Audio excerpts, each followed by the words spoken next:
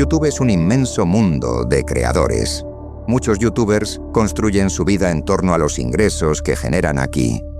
Incontables historias se crean o simplemente se viven para ser compartidas en este espacio. Lamentablemente, también es aquí donde a veces vemos llegar el fin de algunos canales. Pero la peor forma en que un canal puede terminar es cuando el creador pierde la vida, dejando su página congelada en el tiempo. Los suscriptores, que nunca volverán a recibir una notificación, revisitan los videos antiguos con gran pesar. Algunos youtubers genuinamente inspiran a las personas. Puede sonar exagerado, pero sus videos a menudo ayudan a quienes atraviesan momentos difíciles. Problemas familiares, enfermedades, dificultades económicas.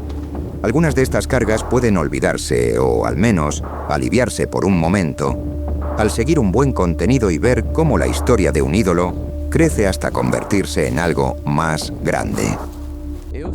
Bienvenidos a otro inquietante episodio en la historia de la humanidad.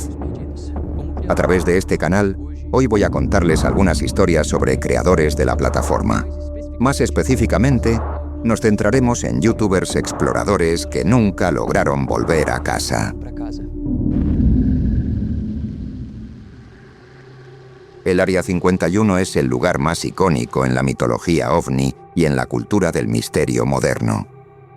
Es una instalación altamente secreta de la Fuerza Aérea de los Estados Unidos, ubicada al noroeste de Las Vegas, Nevada. A lo largo de las décadas, el lugar ha alimentado innumerables teorías de conspiración sobre vida extraterrestre. Fue establecida en 1955 como la instalación de pruebas para el avión espía Lockheed U-2. Famosas aeronaves como el SR-71 Blackbird, el F-117 Nighthawk y el A-12 Oxcart fueron probadas allí. Aún así, la base no fue reconocida públicamente por la CIA hasta mediados de 2013, tras una solicitud de la Ley de Libertad de Información. Según la CIA, el Área 51 se conoce más propiamente como Groom Lake y Homey Airport, y la región es tratada como un sitio de pruebas aéreas. A pesar de ello, eso no detuvo a los entusiastas de los ovnis de todo el mundo, quienes afirman que las instalaciones subterráneas del Área 51 albergan tecnología alienígena, incluyendo naves espaciales e incluso cuerpos de otros mundos. El ejército de los Estados Unidos, por supuesto, niega esas afirmaciones. Lo que sí está claro es que el Área 51 es una de las bases mejor vigiladas de los Estados Unidos. Su perímetro es patrullado por los conocidos chicos del camuflaje, guardias armados que protegen la zona. Curiosamente, estos guardias no son personal militar. Son contratistas privados de empresas como Amentum, la cual ha enfrentado acusaciones relacionadas con tráfico de personas, trabajo forzado, operaciones internacionales y contratos vinculados a proyectos nucleares. Otra de estas empresas es AECOM, que ha enfrentado acusaciones de fraude y es conocida en Sudamérica por haber sido contratada por la Agencia Nacional de Minería para brindar servicios de inspección y evaluación de presas mineras. En 2016, el canal MacAdventures hizo una breve visita al perímetro del Área 51 y fue confrontado por estos guardias en lo que se considera una de las pocas grabaciones en las que apuntan con armas a civiles. Años después, un evento viral en Facebook, llamado Storm Area 51, llevó a miles de curiosos al borde de la base, lo que provocó arrestos y advertencias sobre el posible uso de fuerza letal. Afortunadamente no ocurrió nada grave, pero el episodio dejó en claro que la seriedad del Área 51 era imposible de ignorar. Pero la base está lejos de ser el único escenario vinculado a historias de conspiración. Otro sitio que llama la atención es la base de la Fuerza Aérea de Nellis en Nevada, conocida como el hogar del Centro de Guerra de la Fuerza Aérea de los Estados Unidos y de los Thunderbirds, el escuadrón de demostración de la Fuerza Aérea. Es en el desierto que rodea esta base donde comenzaron varias historias famosas de la ufología. Una de ellas es la historia de Charles Hall, un hombre que afirma haber servido en la base en 1965. Según él, en marzo de ese año, Charles fue enviado allí para trabajar como observador meteorológico. El trabajo consistía en viajar por la base para tomar lecturas del clima. En su primer día allí, Charles habló con un ex soldado, quien le contó una historia conocida en la base: los avistamientos de un caballo blanco brillante que aparecía solo de noche durante los meses más cálidos. Para Charles, sonaba a una broma para los novatos, así que no le dio importancia. Sin embargo, al día siguiente conoció a una enfermera que le mostró el expediente médico de un militar llamado John Zimmerman, quien había sufrido quemaduras severas. Según ella, John se había encontrado cara a cara con el supuesto caballo blanco. Aún con esos detalles, Charles seguía pensando que era una broma. Hasta que una calurosa tarde, estaba en su cabaña viendo el atardecer cuando, al acercarse la noche, notó que los pájaros habían empezado a cantar de una forma extraña. Entonces vio algo moviéndose por el desierto. Al principio, Charles pensó que era un coyote u otro animal salvaje, pero pronto se dio cuenta de que su pelaje era de un blanco brillante y que se movía muy rápido. El avistamiento duró solo un momento, pero de inmediato le trajo a la memoria las historias que sus compañeros soldados habían contado en la base. Más allá de su relato, hay otros reportes de avistamientos y eventos extraños, incluyendo misteriosas cuevas que aparecían y desaparecían rápidamente, junto con sonidos y luces nocturnas. Teniendo esto en cuenta, avanzamos a mediados de 2014, cuando una historia captó la atención de los usuarios de Internet. En la sección de comentarios de un video de un youtuber que afirmaba ser el hijo de un técnico del Área 51, un usuario llamado Snakebit McGee destacó al decir que había encontrado algo extraño en la cordillera Sheep Range, cerca de la base de la Fuerza Aérea de Nellis. Según su comentario, él era un excursionista experimentado y en una salida se topó con la entrada de una cueva. Extrañamente, la entrada tenía la forma exacta de la letra M. En sus propias palabras, solía entrar en cada cueva que encontraba, pero cuando intentó acercarse a esa en particular, su cuerpo comenzó a vibrar, y cuanto más se acercaba, más fuerte se volvía la reacción. Entonces un miedo intenso se apoderó de él y abandonó el área. Según su propio relato, fue una de las experiencias más extrañas de su vida. Naturalmente, el comentario llamó la atención de los espectadores, quienes comenzaron a instarlo a que regresara. Él aceptó el desafío, pero antes de continuar, ¿quién era el hombre detrás de ese perfil? Su nombre era Kenny Beach y tenía casi 50 años. Durante gran parte de su vida, Kenny trabajó como técnico de servicio en una empresa de café y luego dejó el trabajo para probar suerte como inventor. En ese periodo, desarrolló una versión mejorada de un soporte para papel higiénico para el reality show Shark Tank. Kenny era un hombre creativo, pero una de sus principales pasiones era hacer largas caminatas por el desierto, donde acampaba sin GPS, brújula ni mapas. Su novia, Sherion Pilgrim, lo acompañaba a menudo. Aún así, Kenny era un hombre bastante inusual. En 2014, por ejemplo, intentó vender su casa, pero no pudo porque tenía una condición. El comprador tendría que contratarlo a él como cuidador. También insistía en que cualquier cambio en la decoración de la casa solo podía ser realizado por el propio Kenny. Fue entonces, en medio de todo eso, que publicó un comentario en YouTube atrayendo la atención hacia su propio canal. En ese momento, con una nueva audiencia observándolo, decidió hacer un segundo viaje para buscar la cueva M. Con cámara en mano, Kenny grabó el intento y llevó su pistola Ruger de 9 milímetros y otros artículos para ayudar en la búsqueda.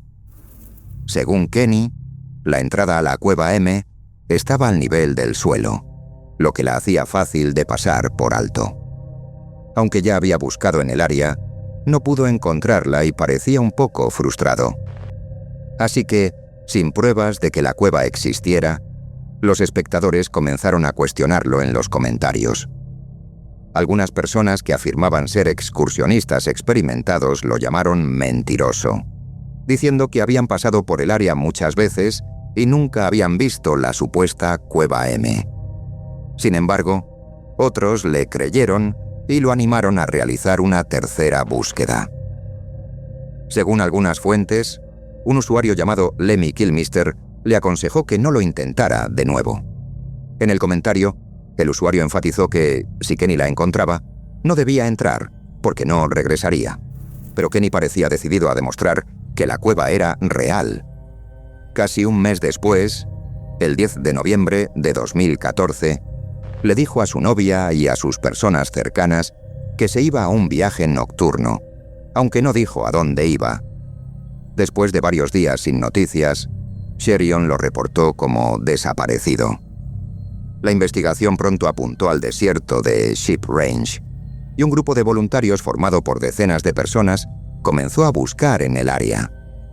Al poco tiempo, el teléfono de Kenny fue encontrado cerca de un pozo vertical en una antigua mina. Según las fuentes, eso no significaba que Kenny hubiera entrado en la mina, pero era el final de su rastro. Curiosamente, la zona donde desapareció Kenny también es conocida por haber sido utilizada por los militares en el pasado para desechar materiales químicos. También había rumores de que el sitio se usaba para tratos de drogas y ocultamiento de cuerpos, lo que añadió más misterio a la desaparición. Se realizaron búsquedas aéreas en el área, pero seguía sin haber rastro de Kenny. A medida que se difundió la noticia de su desaparición, muchas personas comenzaron a comentar en su antiguo video sobre la búsqueda de la Cueva M. Allí la novia de Kenny, Sherion, dejó un comentario. Sherion dijo que ella y Kenny habían hecho muchas caminatas juntos, pero que había un mal en su vida: la depresión. Según ella, Kenny nunca había visto a un médico y no estaba tomando medicación. En su opinión, su novio había dejado el teléfono atrás a propósito porque no quería ser encontrado. Además, él solía llevar una cámara para grabar sus caminatas, pero en esa ocasión no llevó nada consigo, sin ninguna intención clara de grabar o probar que la cueva existía. Muchas personas aceptaron su versión. La historia de la Cueva M y la presión de los espectadores podrían haber desencadenado algo en la mente de Kenny. Aún así, la falta de pistas sobre su cuerpo siguió alimentando teorías de que los militares de la base de la Fuerza Aérea de Nellis podrían haber estado involucrados. Sin embargo, la teoría más aceptada hoy en día es el suicidio. Según algunas fuentes, el padre de Kenny se había quitado la vida en el pasado, y fue el propio Kenny quien encontró el cuerpo. Por esa razón, se dice que Kenny afirmó que si alguna vez hiciera lo mismo, nadie encontraría jamás su cuerpo. También existe la afirmación de que las búsquedas en su computadora, poco antes de su desaparición, mostraron que había investigado sobre el suicidio y que buscó repetidamente la frase «ayúdame». Vale la pena mencionar que su arma no fue encontrada en casa, lo que sugiere que se la llevó con él. Muchos excursionistas todavía intentan localizar la Cueva M, y algunos afirman haber encontrado formaciones similares, pero nada como lo que Kenny describió. Esto aumenta la posibilidad de que la Cueva M nunca existió, o de que fue un lugar inusual visto únicamente por Kenny. Este hombre, Thor Eckhoff, se hizo conocido a nivel mundial como Apetor, un youtuber excéntrico y con un gran sentido del humor. Nació y creció en Noruega, un país conocido por su clima frío y sus paisajes nevados. Antes de la fama, Thor llevaba una vida ordinaria. Trabajó en puestos administrativos y corporativos, incluso en empresas de los sectores de tecnología y comunicaciones. Aún así, Thor quería más de la vida. Por eso, a mediados de 2011, con casi 50 años, creó un canal de YouTube bajo el nombre de Apetor. Su primer video exitoso fue On Thin Sea Ice 2, que alcanzó millones de vistas en una semana. En el video se ve a Thor deslizándose sobre un lago congelado, patinando y sumergiéndose en el agua. El ascenso fue repentino, pero Thor pronto decidió llevar el canal más en serio. Para ello, fundó Apetor Film y lo usó para producir sus videos. Su siguiente video famoso se tituló On Thin Sea Ice 3, en el cual nadó hacia un ferry para comprar alcohol en pleno invierno. Más tarde, en el 8º episodio de una serie en su canal llamada On Thin Ice, Thor aparece esquiando sobre el hielo con una motosierra, que luego utiliza para abrir un agujero en el lago. Su manera relajada y casi imprudente de lidiar con el hielo atraía a la gente. En pocos años, el canal alcanzó los 4 millones de reproducciones, consolidándolo como un famoso youtuber de Noruega, aunque era más conocido en el extranjero que en su propio país. A pesar de estar lleno de energía y siempre buscando adrenalina, mencionaba en sus videos que vivía solo en su cabaña, rodeado de naturaleza y lejos de los centros urbanos. Hablaba casualmente de pasar días sin ver a nadie. Debido a eso, Thor se convirtió en una figura de culto, especialmente entre las comunidades que valoraban el estoicismo, la vida sencilla, la espontaneidad y una estrecha conexión con la naturaleza. Sin embargo, el estilo de vida que lo hizo famoso a menudo era criticado por los riesgos que conllevaba. Sumergirse repetidamente en aguas heladas, a menudo solo, sin supervisión, ebrio o sin el equipo de seguridad adecuado, convertía todo el proyecto en algo potencialmente fatal. Thor parecía consciente de esos riesgos, pero nunca mostró miedo. Algunos críticos incluso describieron sus videos como artísticos y se le comparó con Mr. Bean debido a su humor silencioso pero efectivo. El 22 de noviembre de 2021, Thor publicó un video titulado «No estoy muerto, hoy cumplo 57 años», otra entrega de una serie que subía todos los años para celebrar su cumpleaños. El tono era exactamente lo que la gente esperaba de Thor. Sin embargo, 5 días después, ese video se sentiría como una despedida. Esto se debe a que, el 26 de noviembre de ese año, alguien escuchó gritos de auxilio en la presa de Jacobs, en un lago al oeste de Kongsberg. Cuando llegó la ayuda, los buzos sacaron a un hombre del lago congelado e intentaron resucitarlo, pero con poco éxito. Luego fue trasladado en helicóptero al Hospital Universitario de Ullevål, en Oslo, Noruega. Al día siguiente, se dio a conocer la noticia. El hombre rescatado del lago era Thor Eckhoff, de 57 años, y no había sobrevivido.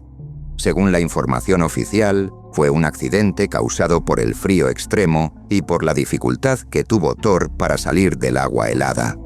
Estaba solo cuando ocurrió, como lo había estado muchas veces antes. La noticia causó una gran conmoción. Los comentarios inundaron su último video, incluyendo mensajes de artistas conocidos como Alan Walker. Después de su muerte, algunas personas cuestionaron el estilo de vida de Thor, pero su comunidad defendió su memoria, diciendo que vivió exactamente como quiso hasta el final. Thor nunca romantizó la muerte. Siempre dejó claro que sabía que estaba ahí, pero no le temía. Parecía aceptar la fragilidad de la vida como parte del extraño y divertido juego que había creado. Storm de Beul era un belga de 22 años que conducía su distintivo Peugeot 307 a través del duro norte de Suecia. Según la mayoría de las fuentes, le costaba formar relaciones cercanas y prefería pasar gran parte de su tiempo solo. Su padre lo notó desde temprano y lo ayudó a modificar el auto, quitando los asientos e instalando un colchón para que su hijo pudiera usarlo como refugio en situaciones extremas. Una vez, la abuela de Storm le preguntó por qué iba a lugares tan aislados. Su respuesta fue simple: «Muy poca gente y mucha naturaleza», le dijo. Su amor por la soledad lo llevó a iniciar un canal de YouTube el 3 de agosto de 2024, donde publicaba clips de sus viajes, en su mayoría grabaciones ASMR de fogatas y sonidos de la naturaleza. Storm siempre acampaba cerca de su auto, usando una tienda de campaña y una lona. En las noches despejadas y estrelladas, elegía dormir a la intemperie. Su rutina generalmente seguía el mismo patrón. Caminaba, montaba el campamento, hacía fuego, hervía agua y cocinaba. En un video, también se le ve leyendo. Su tiempo en la naturaleza era tranquilo y ligero. Sin embargo, llegó un día en que la naturaleza exigió un precio por ser admirada. Después de todo, no mide su fuerza contra nadie. A finales de octubre de 2024, Storm decidió viajar a la región boscosa de Jokkmokk, Suecia.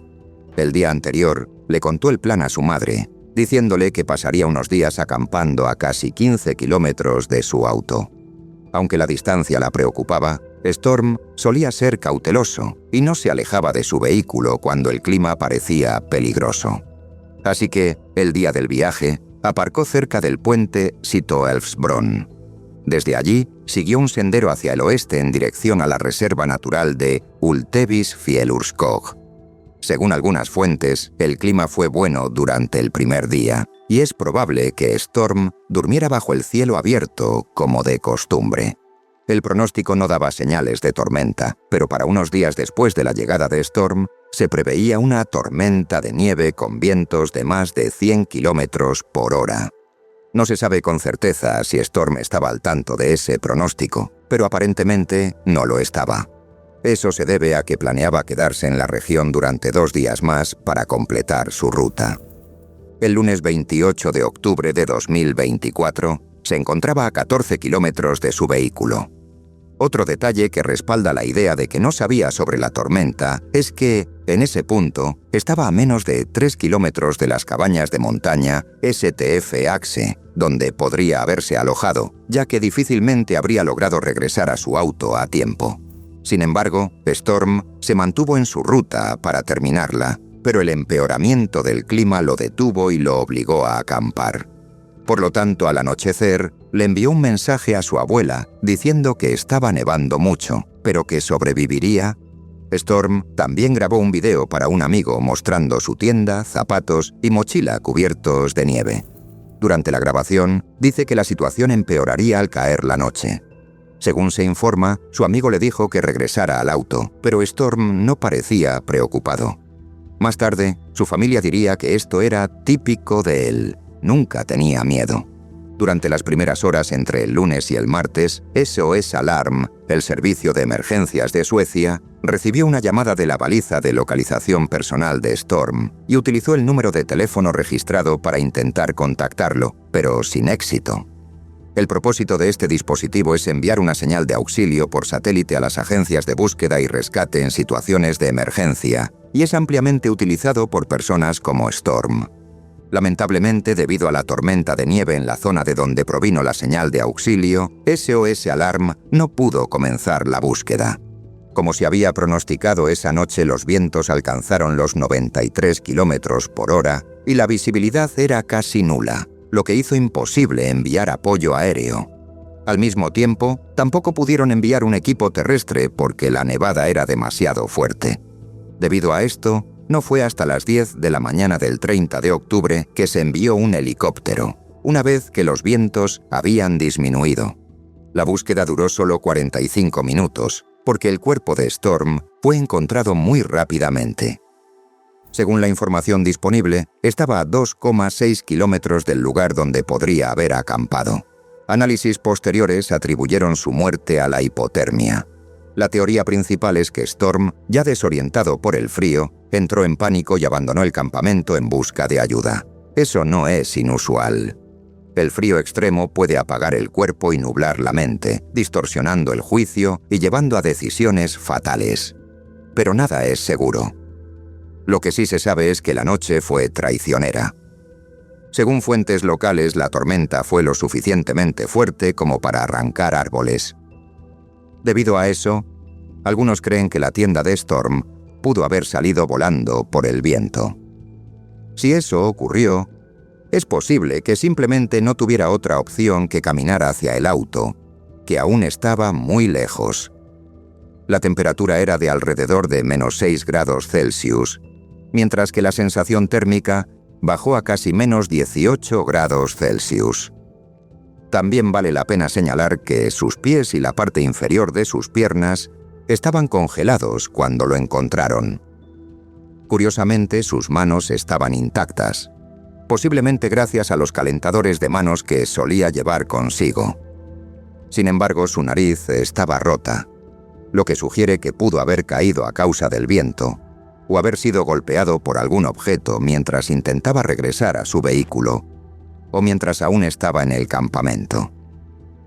Su familia y las autoridades buscaron parte de su equipo, incluida la tienda, pero no encontraron nada. Al final, los detalles exactos de sus últimos momentos se perdieron en la tormenta. En el momento de su muerte, el canal de Storm todavía era muy pequeño, con menos de 2.000 suscriptores. Después de su muerte, crecería a más de 12.000 suscriptores. Sus familiares consideran que, aunque su muerte fue trágica, encuentran consuelo en saber que Storm murió haciendo lo que quería hacer con su vida.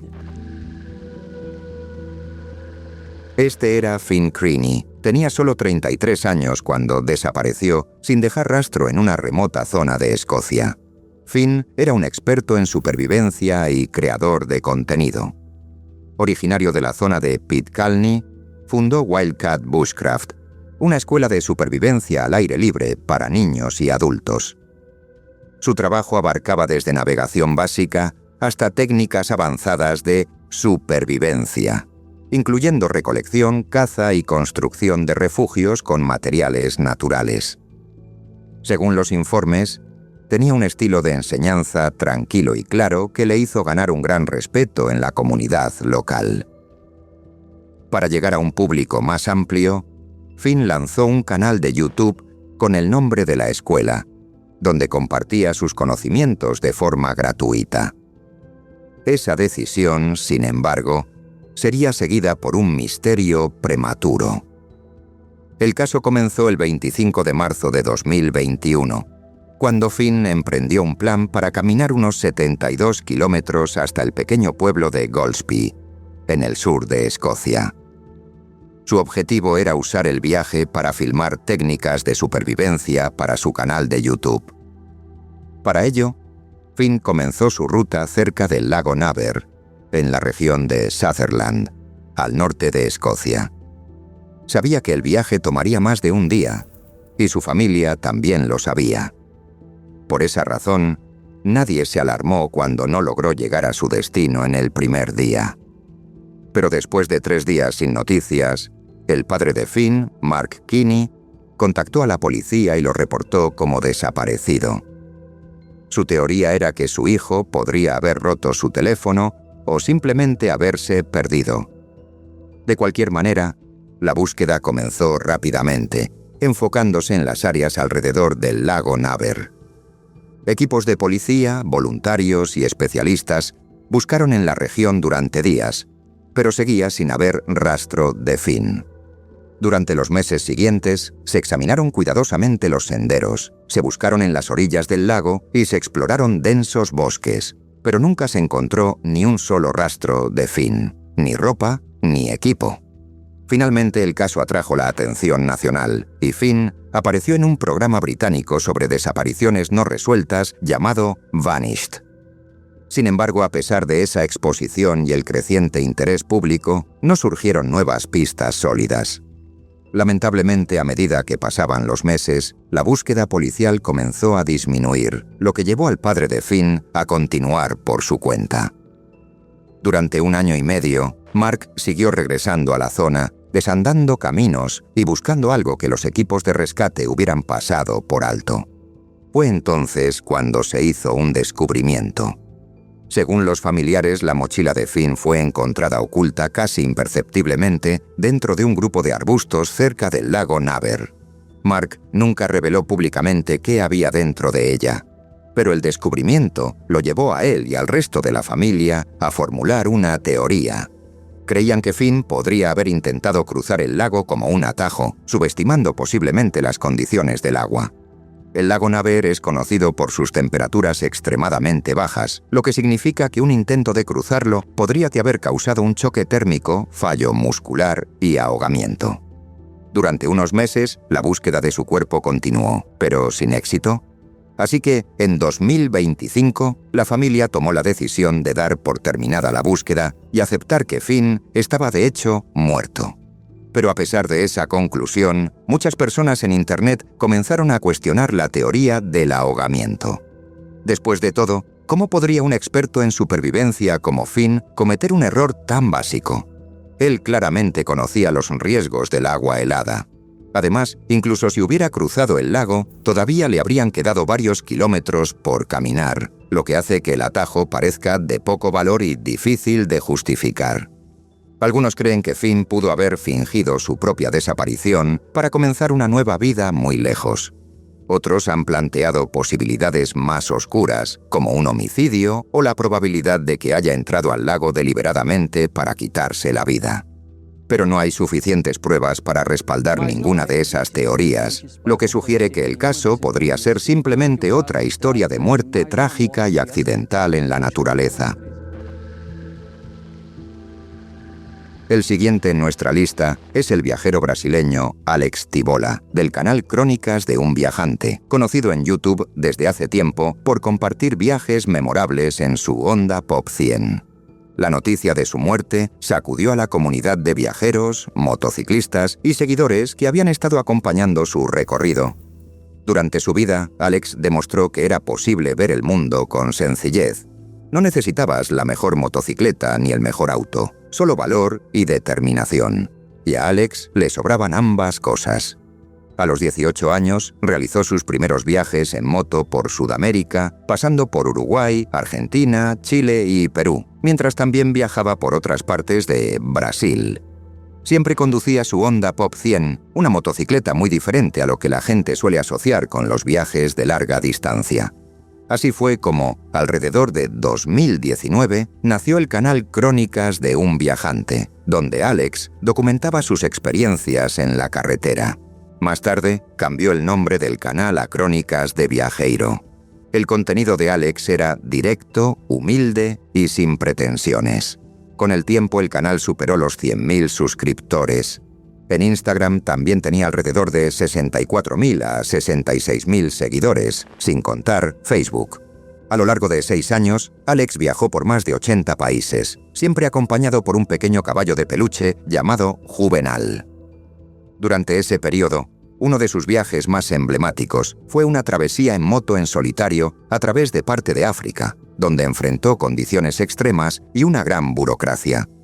Pero la vida de Alex no estaba hecha solo de aventuras. A medida que sus viajes ganaban atención, fundó CDV Expedições, una agencia de viajes especializada en rutas en motocicleta. La compañía se consolidó rápidamente al trabajar con guías nómadas, personas que realmente viven en la carretera. Alex se hizo muy conocido entre los viajeros y a menudo era reconocido por otros, atraídos por su humildad y amabilidad. Pero una tragedia interrumpiría ese viaje. En agosto de 2025, se encontraba en Chile junto a su tía y abogada, Lian Tibola, quien compartía su misma pasión por la carretera. Según los informes, conducía una Honda CB500X por la Ruta 7 Sur, en un tramo de la Patagonia cerca de El Cofre, en la zona de Villacerro Castillo, cuando ocurrió el accidente. Según los bomberos locales, la motocicleta de Alex chocó contra un autobús. Lamentablemente, Alex y Liane fallecieron en el lugar. La comunidad se unió rápidamente para apoyar a la familia y rendirles homenaje. Según sus amigos, Alex era un hombre valiente con una profunda pasión por la vida, y su legado perduraría en los caminos que recorrió. Ella es Gaby Petito, una joven que soñaba con convertirse en creadora de contenido, una youtuber de viajes y aventuras como los que ya hemos visto. Para hacerlo realidad, comenzó un proyecto de vida en furgoneta. La idea era sencilla: convertir una furgoneta en un hogar, viajar por los Estados Unidos, grabar paisajes, parques y ciudades y compartirlo a través de videos y fotos en YouTube e Instagram. Y afortunadamente para ella, había alguien que quería hacerlo con ella, su novio, Brian Laundrie. Gaby conoció a Brian cuando era joven, y los dos se volvieron muy cercanos rápidamente. Comenzaron a salir oficialmente en 2019.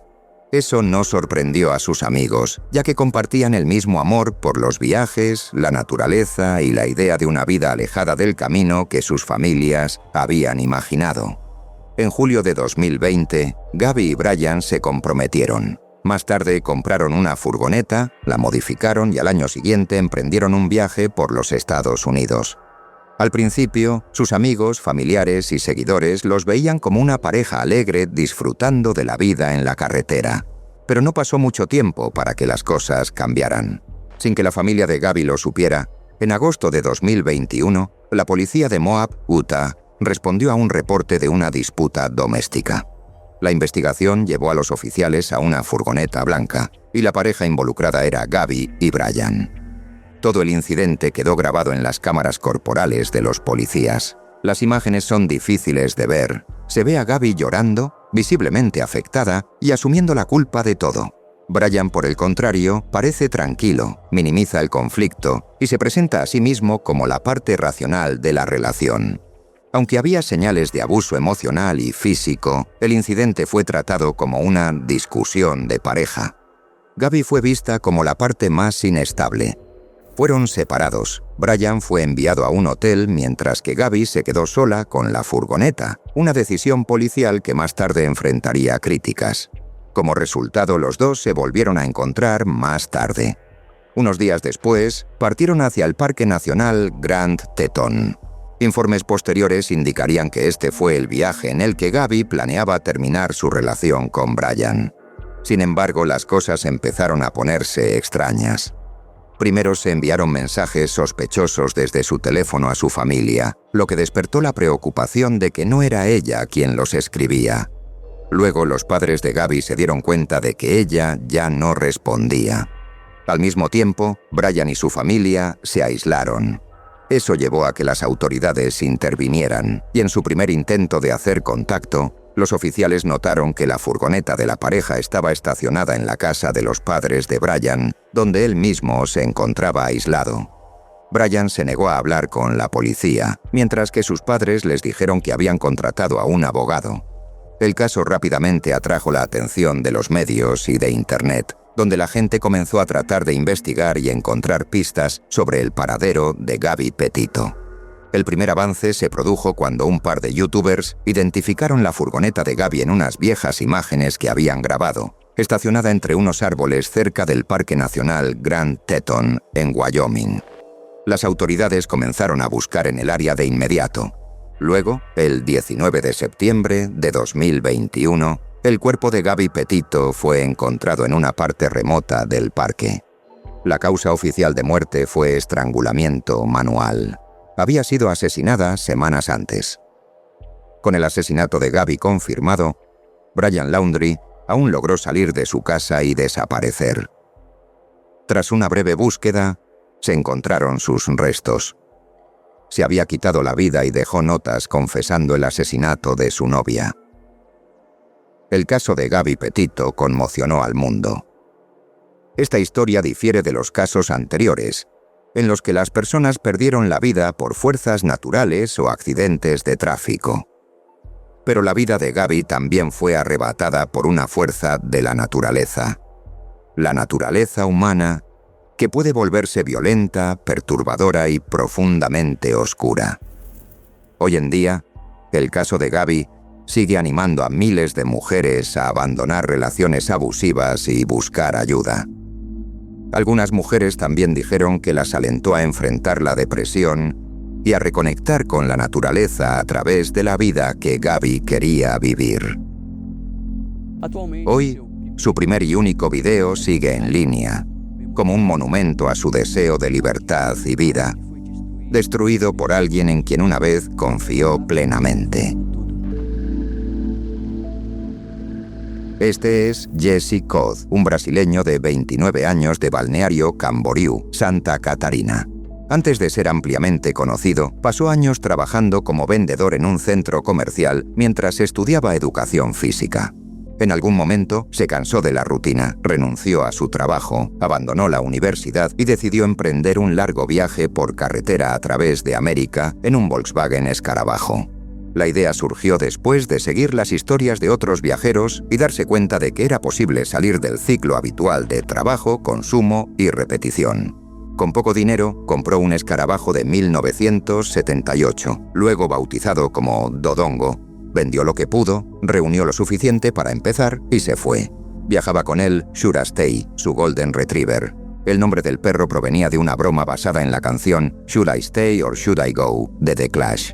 Así fue como el proyecto del canal pasó a llamarse Should I Stay or Should I Go, un error ortográfico intencional del título, escrito tal como suena en portugués. El viaje comenzó en 2017. Al principio el plan era simple. Jesse quería conducir, conocer nuevos lugares y descubrir hasta dónde podía llegar. El primer gran objetivo era Ushuaia, en el extremo sur de Argentina. Salió de Brasil, pasó por Uruguay, Argentina y Paraguay, y luego regresó. Pero esa primera ruta cambió la magnitud de la historia. Tras llegar al extremo sur del continente, Jesse decidió extender el viaje y hacer de Alaska el destino final. Fue entonces cuando el proyecto tomó una forma más clara. Comenzó a documentar la vida en la carretera, los problemas mecánicos, los paisajes, la improvisación y su vida diaria con el perro.